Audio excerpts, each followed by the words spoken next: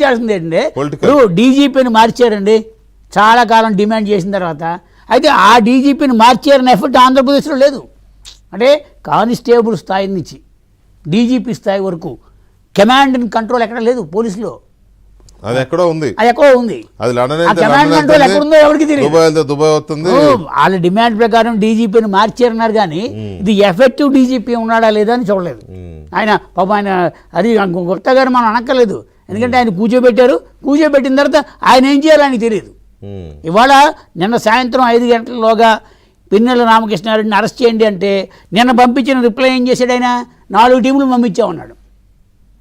నిజంగానే peoples representative act truth and nail implement చేయాలంటే నిన్న అతను డిస్క్వాలిఫై చేయాలి. 16వ తారీఖున ఎమ్మెల్యే కాబట్టి సిట్టింగ్ ఎమ్మెల్యే. ఇప్పుడు ప్రజెంట్ హౌస్ ఇంకా రద్దు కాలేదు, కొత్త హౌస్ వచ్చే వరకు is member of the house. అంటే రాజ్యాంగపరమైన పదవిలో ఉన్న వ్యక్తులు సంస్థకి వెళ్ళి ఇంకొక రాజ్యాంగపరమైనది. అసలు నోటిఫికేషన్ వచ్చిన తర్వాత సుప్రీంకోర్టు కూడా జోక్యం చేసుకోదు ఎలక్షన్ ప్రాసెస్లో. అంత అథారిటీ ఉన్న ఎలక్షన్ కమిషనర్లో 13వ తారీఖున ఇన్సిడెంట్ జరిగితే 16 వరకు రిపోర్ట్ రాదు, 19వ తారీఖు వరకు మెమో వేయము, 20వ తారీఖుని అరెస్ట్ చేస్తాం కాబట్టి ఆయన ఎస్కేప్ అవుతాడు. 22వ తారీఖుని మేము కోర్టులో వాడు వచ్చిన అవకాశం ఇచ్చారుగా. ఈ అవకాశం ఇవాళ లంచ్ మోషన్ పిటిషన్ వచ్చిందండి, బెయిల్ మనీ ఎందుకు వచ్చింది, యాంటిసిపేటరీ బెయిల్ అంటే అరెస్ట్ చేస్తారని అప్రహెన్షన్ కాదు కదా, అరెస్ట్ చేస్తారని నికాడు వచ్చింది కదా క్లియర్గా. ఖచ్చితంగా వాళ్ళకి అభిప్రాయం ఉండబట్టే పిటిషన్ పడింది. వస్తుంది బెయిల్, హత్య కేసులోనూ వస్తుంది బెయిల్, ఎక్కడైనా బెయిల్ మనకి అని నమ్మకంతో వేశారు. వస్తుందో రాదో తెలియదు. ఇంకా అనేది పిటిషన్ అయితే పడింది అంటే లుకౌట్ లో ఉన్నాడని ఒక పక్కన చెప్తూ ఆ పిటిషన్ హఠాత్తుగా వచ్చి మధ్యాహ్నం అయ్యేప్పటికి పిటిషన్ పడి లుకౌట్ ఇదంతా. పైగా ఆయన ఆర్గ్యుమెంట్ ఏంటి, 41A ఇవ్వాలట. అసలు 41A 7 సంవత్సరాల లోపల అంటే నువ్వు చేసి నిన్నేమో సీఈఓ 7 సంవత్సరాలు పైన శిక్ష పడుతుందంటాడు ఆయన, క్వైట్ కాంట్రాక్టరీ. ఈయనేమో 7 సంవత్సరాలు పడదంటాడు. అసలు అర్థం ఉండద్దు. అసలు పీపుల్స్ రిప్రజెంటేటివ్ యాక్ట్ చాలా సవరణలు చేసిన ఇలాంటి అంటే ఇవాళ భారతదేశం మొత్తం మీద 28 రాష్ట్రాల్లో ఎన్నికలు జరుగుతుంటే అసలు గొడవలు జరుగుతాయి అనుకున్న బీహార్ ప్రశాంతంగా ఉంది, బెంగాల్ ప్రశాంతంగా ఉంది, ఆంధ్రప్రదేశ్కి వచ్చింది. ఇది యాంటిసిపేటరీ చేయకుండా వచ్చింది కాదు. ఇండియాలో the one and only state Andhra Pradesh. ఇంత హింస జరిగింది అంటే సిగ్గుచేటు. ఇది నేను చెప్పేది అదే. ఒకప్పుడు ఏకంగా పోలీస్ స్టేషన్లు ఎత్తేసారు, బాక్సులు ఎత్తేసారు రోజు నుంచి.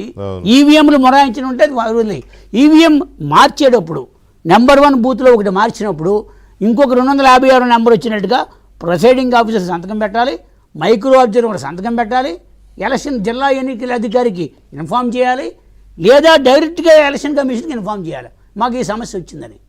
అంటే ఇందులో యంత్రాంగాన్ని, ఎన్నికల సంఘాన్ని, రాష్ట్రంలో ఎన్నికల సంఘాన్ని చీఫ్ సెక్రటరీ నడుపుతున్నాడా, చీఫ్ సెక్రటరీని ఎలక్షన్ కమిషన్ నడుపుతున్నా, ఇంకో శక్తి నడుపుతుంది. అంటే గతంలో ఒక అదృశ్య శక్తి అనేవారు. ఈ శక్తి ఎక్కడి నుంచి, లండన్లో ఉందా, ఢిల్లీలో ఉందా, ఎక్కడుందో తెలియాలి కదా. అంటే భారతదేశంలో ఫ్రీ అండ్ ఫెయిర్ ఎలక్షన్స్ చేస్తామని చెప్పిన దానికి ఇది దాని డిఫీట్ అయింది పర్పస్, అది కూడా చెప్పాలి కదా. ఇవాళ లుకౌట్ రేపు పొద్దున వస్తాడు, బెయిల్ వస్తుంది, లేదంటే బెయిల్ రాకుండా సరెండర్ అవుతాడు, వాళ్ళే ప్రచారం చేస్తున్నారు. అంటే అంత మాత్రం చేత చేసిన క్రైమ్ పోతుందా? ఎలా అలౌ చేశారు? పోలింగ్ బూత్లోకి అలౌ చేసేటప్పుడు ఐడి కార్డులు ఉంటాయి, ఏజెంట్లకు ఇచ్చిన కార్డులు ఉంటాయి, వితౌట్ నోటిఫికేషన్, వితౌట్ ఏమి ఐడెంటిటీ లేకుండా ఓటర్నే నువ్వు పిలవవే, ఓటర్నే అలౌ చేయటం లేదు. ఆధార్ కార్డు మొత్తం దేశంలో ఉన్న అన్ని రకాల 7, 8 ఇచ్చి ఈ కాగితాలు ఉంటే నువ్వు రా అంటున్నారు. ఆధార్ కార్డు లేకపోతే నువ్వు ఐడి కార్డు పట్టాలి. ఇన్ని పెట్టి పిలిచినప్పుడు అతను దర్జాగా లోపలికి వెళ్తుంటే అది మార్ఫింగ్ అని చెప్పారు. ఎస్, పోనీ మార్ఫింగే అనుకుందాం కాసేపు. మార్ఫింగ్ అయినా జరిగిన ఇన్సిడెంట్ కరెక్టేగా,